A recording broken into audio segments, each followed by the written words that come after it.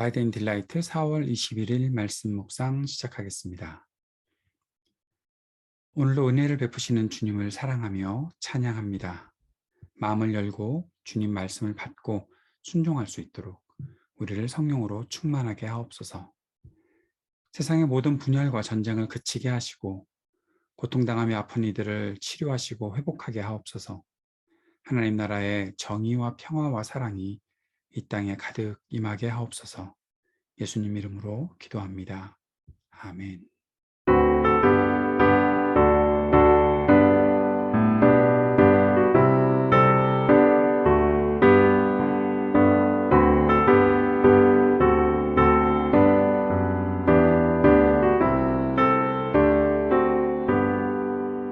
주 없이 살 수 없네 죄인의 구주여 그 귀한 몸의 피로 날 구속하소서 구주의 손으로 흘리신 보혈이 내 소망 나의 위로 내 영광 됩니다. 주 없이 살 수 없네 나 혼자 못 서리 힘없고 부족하며 지혜도 없도다 내 주는 나의 생명 또 나의 힘이라 주님을 의지하여 지혜를 얻으리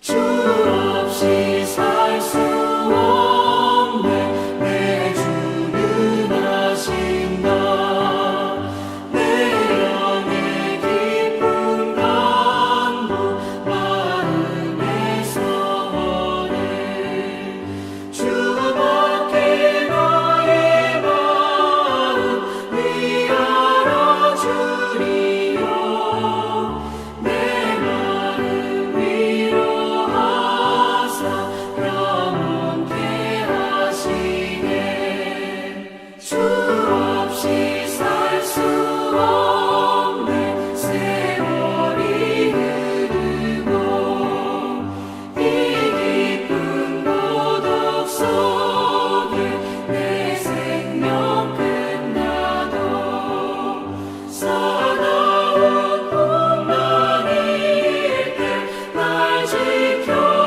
지켜주시니 내 곁에 계신 주님 늘 힘이 됩니다.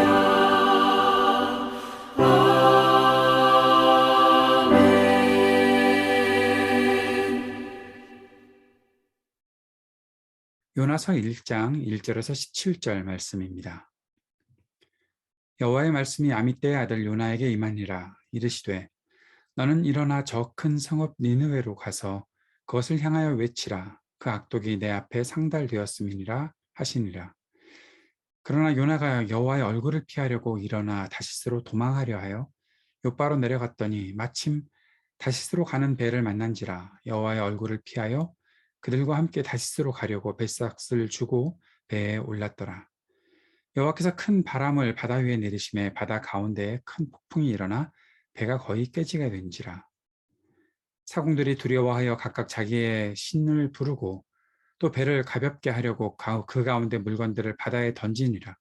그러나 요나는 배 밑층에 내려가서 누워 깊이 잠이 든지라. 선장이 그에게 가서 이르되 자는 자여 어찌함이냐. 일어나서 내 하나님께 구하라. 혹시 하나님이 우리를 생각하사 망하지 아니하게 하시리라 하니라. 그들이 서로 이르되 자 우리가 제비를 뽑아 이 재앙이 누구로 말미암아 우리에게 임하였나 알아보자 하고 곧 제비를 뽑으니 제비가 요나에게 뽑힌지라. 우리가 그에게 이르되 청하건대 이 재앙이 누구 때문에 우리에게 임하였는가 말하라.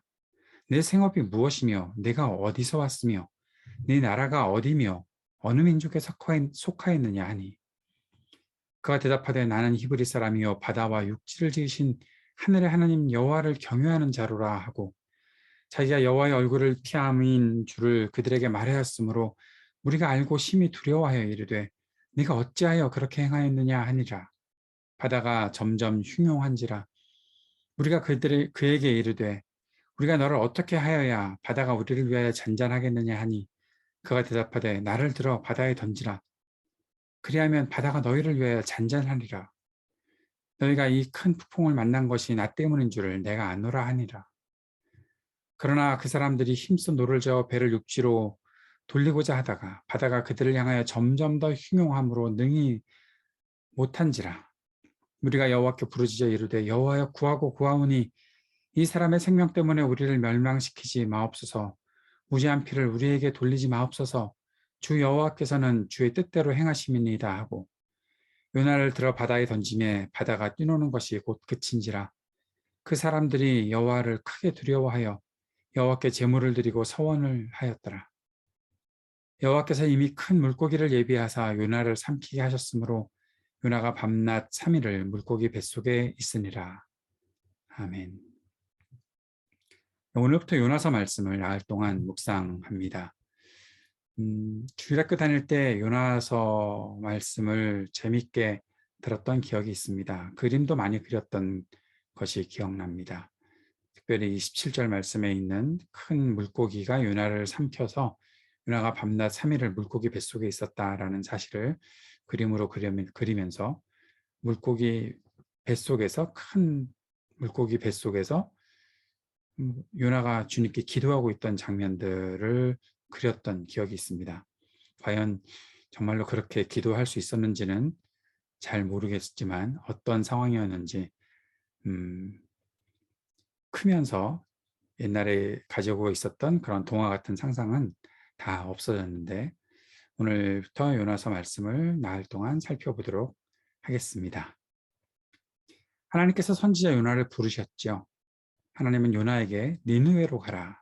그들의 죄악이 내 앞에 이르렀다라고 하셨고 가서 외치라고 명령하셨습니다. 무엇을 외칠까요? 너희들이 이렇게 큰 죄악을 가지고 있다.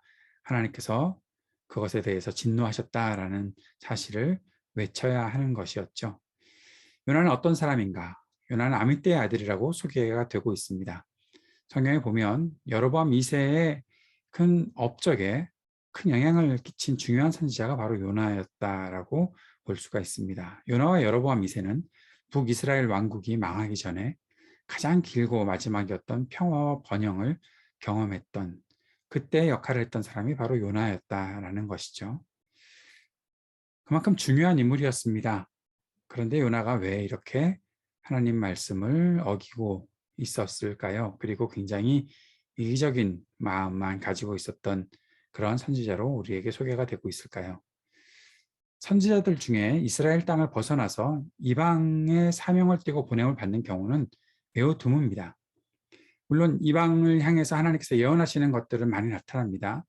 요나서가 끝나면 나훔서를 계속 묵상할 텐데 나훔서는 니느웨의 멸망에 대한 예언이지요. 그러나 나훔서가 니느웨를 찾아가서 외치는 그러한 선지자의 모습을 볼 수는 없습니다. 그저 니느웨를 향한 예언이었죠. 하나님께서는 이방을 향해서 말씀을 많이 전하시지만 직접 보내시는 경우는 매우 드문데 요나 외에 성경에서는 엘리야가 유일한 것으로 볼 수가 있습니다. 니느웨는 어떤 도시였을까요? 오늘 성경에서는 니느웨는 큰 도시였다라고 말합니다. 큰 도시. 왜 큰 도시라고 말할까? 성경에 큰 도시다라고 말할 때는 그것은 세상에 대한 상징처럼 나타나는 장면이라고 합니다. 당시에 굉장히 큰 영향력을 가지고 있었던 강력한 아시리아의 수도였다는 것이죠. 그런데 그 도시가 악했다라는 거죠. 그래서 하나님께서 그들에게 진노하시는 장면이 나타났던 것입니다. 이 니느웨로 가라라는 하나님의 명령을 요나가 듣지 않습니다. 성경에 보면 여호와의 얼굴을 피하여라고 말합니다. 단지 하나님의 명령을 싫어했던 것이 아니라 하나님의 낯을 피하여서 하나님께로부터 얼굴을 대면하지 않고 피하여서 도망갔다라는 겁니다. 그것도 니느웨와 정반대인 다시스로 도망갑니다. 자신이 받은 메시지를 전하다가 그것에서 두려움을 느끼고 도망가는 것도 아니고 아예 메시지를 전하기도 전에 도망을 친 선지자가 바로 요나였고 그러한 선지자는 유일했다는 것이죠. 요나는 왜 니느웨로 가지 않았을까요? 거기에 대해서 질문을 하면서 여러 가지 답도 구할 수 있겠지만 저는 우리가 왜 요나가 다시스로 가려고 했는가에 대해서도 질문해 볼 수 있다고 생각을 합니다. 그 질문에 대해서 이러한 정리가 있을 수 있지 않겠나 싶습니다. 요나는 죄악으로 가득한 니느웨라는 도시보다는 니느웨보다는 조금 더 모험적이고 재미있는 이야기로 가득한 다시스로 가고 싶었던 것이 아니었을까. 열왕기상 10장 22절에 보면 다시스는 솔로몬이 금과 은, 상아, 코끼리 상아와 원숭이, 또 공작새 등을 실어오는 해상 무역을 했던 곳으로 나타나 있습니다. 당시 사람들은 아득한 낙원으로 그 다시스를 부르고 있었다라는 그런 연구들도 있습니다. 요나는 니느웨라는 죄악으로 가득한 도시, 그곳에 가서 뻔한 메시지를 전하는 것보다 조금 더 화려한 곳으로 가서 좀 더 창의적이고 모험적인 그러한 일을 하고 싶었던 것은 아니었을까 싶습니다.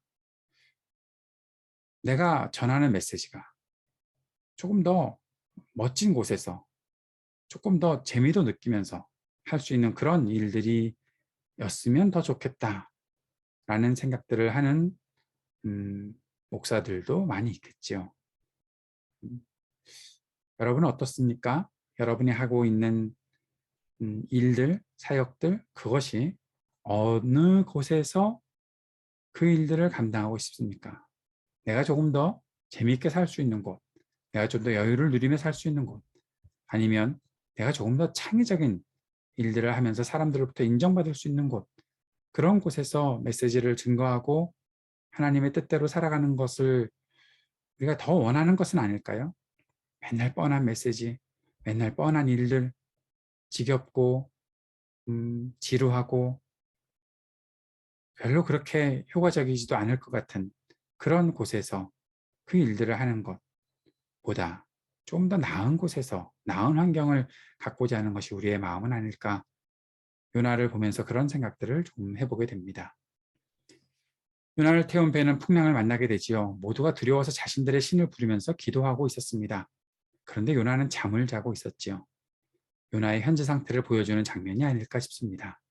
결국 요나는 제비에 뽑혀서 바다에 던져집니다. 풍랑에 그치자 사람들은 여호와를 두려워하고 여호와께 제물을 드리고 서원을 합니다. 하필이면 요나가 불순종한 것 때문에 사람들이 하나님을 알게 되었다는 것이죠. 요나가 잘 순종해서 하나님을 알게 되면 얼마나 좋을까요? 우리도 한번 이것을 우리의 삶 속에 적용해 보면 어떨까 싶습니다. 하나님은 큰 물고기를 예비하셔서 요나를 삼키게 하십니다. 아까도 초반에 말씀드렸던 것처럼 요나가 고기 뱃속에 들어갔다는 것을 우리가 동화에서나 볼 만한 낭만적인 이야기로 생각하지 않았으면 좋겠습니다. 잘 생각해 보면 그거는 정말 숨 막히는 일, 죽음이 아니었을까 싶습니다. 몇 가지 적용을 한번 해봅시다. 나는 하나님께서 말씀하신 것을 그대로 순종하고 있습니까? 아니면 내가 원하는 방식으로 하나님의 뜻을 짜 맞추어서 순종하는 것처럼 보이려고 합니까?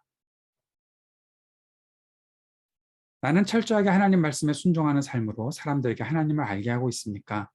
아니면 나의 불순종에 대한 하나님의 진노로 하나님의 살아계심을 세상에 알리고 있는 것은 아닌가? 이런 질문을 한번 던져봅시다. 또한 나는 내가 추구하는 즐거움 때문에 사람들의 불행과 고통을 무관심하게 지나치려고 하는 것은 아닌가? 한번 깊이 우리 자신에게 질문해보고 요나의 모습들을 통해서 하나님께서 내게 무엇을 말씀하고자 하시는지 잘 들을 수 있었으면 좋겠습니다. 왜 지금 이 시기에 또 오늘 이 순간에 나에게 하나님은 요나서의 말씀을 주고 계시는지 날 동안 깊이 묵상할 수 있는 기회가 되었으면 좋겠습니다. 함께 기도합시다. 하나님의 말씀에 철저하게 순종하며 이기적인 욕심을 내려놓고 하나님의 뜻을 이루며 살게 하소서. 기도할 수 있으면 좋겠습니다. 전쟁에 그치게 하시기를 기도하고 정의와 평화와 사랑이 이 땅에 가득히 임하게 하옵소서. 간절히 기도합시다. 약하고 고통당하는 사람들에게 긍휼을 베풀어 주시기를 우리 간절히 기도했으면 좋겠습니다. 우리 교회를 위해서도 함께 기도하며 주님의 뜻과 인도에 따르는 지혜와 분별력과 용기와 믿음 주시기를 간절히 기도하는 이 아침 시간 되기 원합니다. 함께 기도하겠습니다.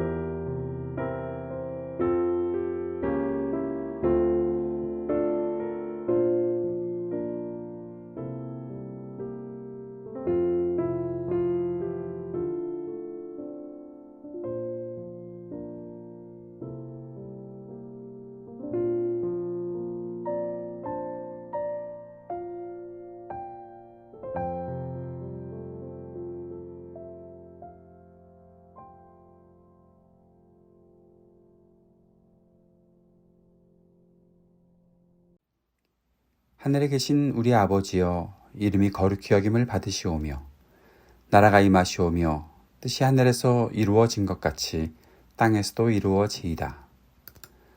오늘 우리에게 일용할 양식을 주시옵고 우리가 우리에게 죄 지은 자를 사하여 준 것 같이 우리의 죄를 사하여 주시옵고 우리를 시험에 들게 하지 마시옵고 다만 악에서 구하시옵소서.